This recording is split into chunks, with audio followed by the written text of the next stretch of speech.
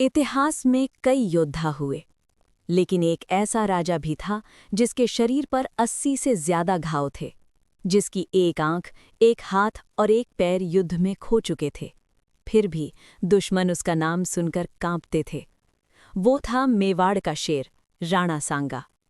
15वीं सदी का भारत, राजपूत राज्यों के बीच संघर्ष और दिल्ली की सत्ता पर कई ताकतों की नज़र।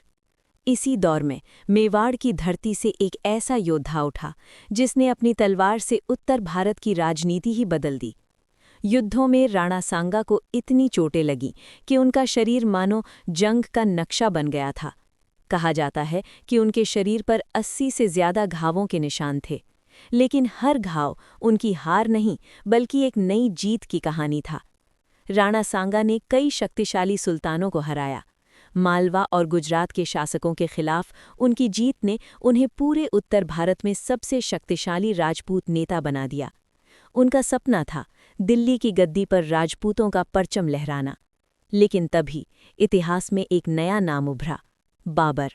मध्य एशिया से आया एक महत्वाकांक्षी शासक जो भारत में अपना साम्राज्य स्थापित करना चाहता था। और यहीं से शुरू हुई इतिहास की सबसे बड़ी टकरावों में से एक की तैयारी। साल 1527, राजस्थान की धरती पर खानवा का मैदान।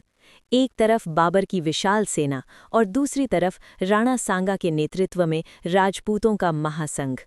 दोनों सेनाएं आमने सामने थीं और इतिहास अपनी सांस रोककर देख रहा था कि आखिर उस दिन रणभूमि में क्या हुआ जब घायल लेकिन अडिग राणा सांगा अपनी सेना के साथ युद्ध के मैदान में उतरे।